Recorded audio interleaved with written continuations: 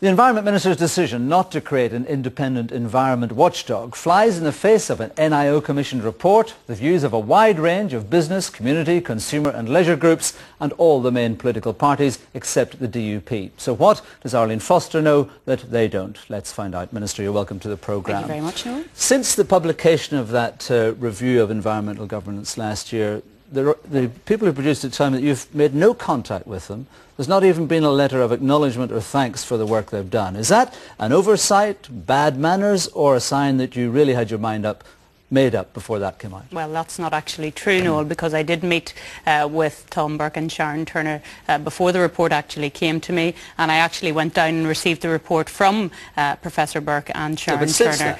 Yes, but I have also, since then, I engaged with a number of stakeholders. I had a lunch with a number of stakeholders right throughout from business, environmental sectors. I met with them. I've been taking the views, and as well as the Regni report, which everybody is focused on, and obviously I understand why that is the case. There has been other reports that have come out which have had an impact on my decision as well, most noticeably the Criminal Justice Inspectorate report, which talked about how we were enforcing throughout EHS in relation to environmental regulation. So well, I had to take it says some as well. Bad things as well, of course. That Inspectorate report said that EHS, that's the Environment and Heritage Service, activities were fragmented, encouraged a silo approach to enforcement, and there was little integration of methods or efforts. It also talked about how politicians were putting staff of the EHS under pressure by ringing them up and asking them to do things in certain lobbying cases for constituents. So it was a pretty poor picture that report painted. Well, I have to say I took very seriously both the Regni report, and I'll come back to that in a minute, because people have had this perception that I have rejected the Regni report. Quite the contrary, actually. I've taken quite some of the very good points of the Regni report into consideration. I've also taken the points from the Criminal Justice Inspectorate report. Most noticeably, they asked for an agency-wide approach when it came to enforcement. I'm implementing that now, and I think that's a very important point that they made to me at that particular time. But what you're doing effectively is rebranding what is there. You're going to call it the Northern Ireland Environment Agency instead of the Environment and Heritage Service. But it's not going to be very different apart from having two more people on it. So it's going to be the same people doing the same job which has come under such criticism. Well, it's not actually, Noel. In fact, I have secured money so that I can have 40 more staff in the new Northern Ireland Environment Agency over the next 3 years. Now, over the next 3 years. No, it's not the same structure. And when we talk about the agency-wide crime team, I think that gives you an indication as to how we're changing the entire culture within what used to be EHS and still is up until the 1st of July, but what will be the new Northern Ireland Environment Agency. And I've just come from a better regulation meeting. That's a board I've set up to look at better regulation within Northern Ireland. That has representatives of the CBI, Confederation of Builders, other agencies as well. And we've been talking about how we can bring forward this better regulation agenda, which I very much want to focus on in the future. But you've said that you want to see clear blue water between the DOE as a policy maker and the role of the agency as a protector and regulator and enforcer. But how can that happen? It's within the same body. Well, of course it can happen, because we have PEPG, which is the policy planning unit within the department, and I have now my new Northern Ireland Environment Agency, which will deal with protection, which will deal with enforcement, and deal with all of those issues. There's interest here between policymakers and enforcers. I mean, which is why the officials of the new body, the officials of the new body are responsible to you. Their first job is to protect the minister. That's what officials, that's what civil servants do. So how can you clear that accusation and that perception that there's going to be a conflict of interest? Their first job is to do what I instruct them to do, and what I've instructed them to do is to have better regulation,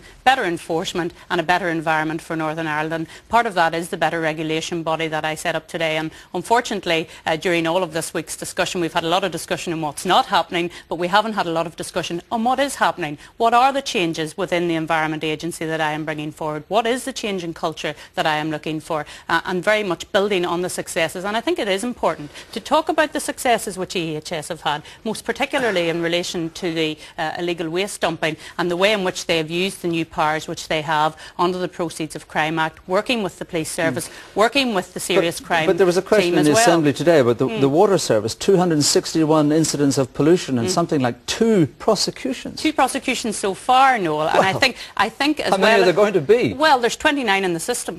There's 29 in the system. So that's just about 10%. At this particular point in time. I I think people have to realise that it takes some considerable time to get through that prosecution process, and that is why it's taken some time. As you know, Northern Ireland Water only became a GoCo, as it's called, a couple of years ago, and therefore they lost their Crown immunity then. That means that we can now prosecute Northern Ireland Water for pollution, and we intend to do that if they breach the law. It is my understanding that there is an agreement between Northern Ireland Water and the EHS that the EHS will take into account funding issues with regard to those incidents, and that is in direct contravention of the Treaty of Rome. That's not correct. What they do take into consideration is legacy issues, and the legacy issues are surrounding. In other words, the EHS says it'll all be all right when we have more money spent on it, but in the meantime, pollution incidents are continuing. It's not about money, Noel. It's about the assets that Northern Ireland Water have and have had in the past. Now, Northern Ireland Water are working, as I understand it, to upgrade a lot of their facilities, and we're keeping a very close eye in relation to that.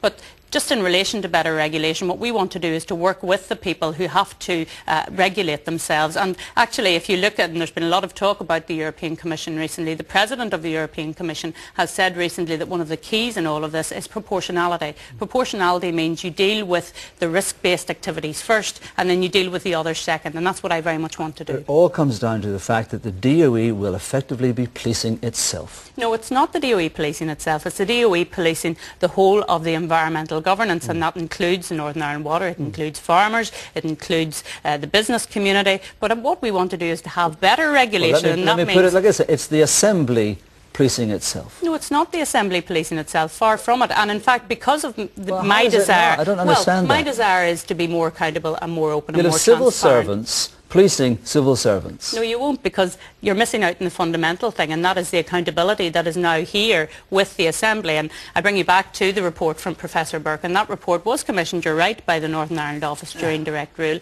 and they said in that report that there was a lack of clarity in relation to decision making and accountability.